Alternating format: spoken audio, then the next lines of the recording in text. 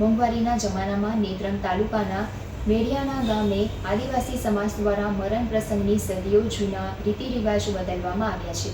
સરપંચની અધ્યક્ષતામાં મળેલ મીટિંગમાં ગ્રામજનોએ નિર્ણય કર્યો હતો.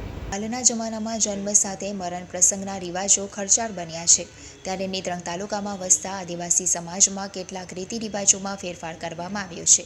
નેત્રંગ તાલુકાના મેડિયાણા ગામના સરપંચ રાજુભાઈ વસાવાની અધ્યક્ષતામાં મીટિંગ મળી હતી, જેમાં ગામના વડીલો, આગેવાનો તેમજ યુવા મિત્ર મંડળના હાજરીમાં સર્વાનુમતે 7 જેટલા રીતિરિવાજો બદલવામાં આવ્યા છે. જે રીતિરિવાજોની વાત કરીએ તો ફાળો લખવાની પ્રથા ચાલુ રહેશે. મરણ જનાર વ્યક્તિના પરિવારના સભ્યોને વાત કરતા તમામ માટે શાલ, ઓઢણી, રૂમાલ કે કપડાં નાખવાની પ્રથા બંધ કરવામાં આવી. વાલતકાણ આણું પ્રથા બંધ.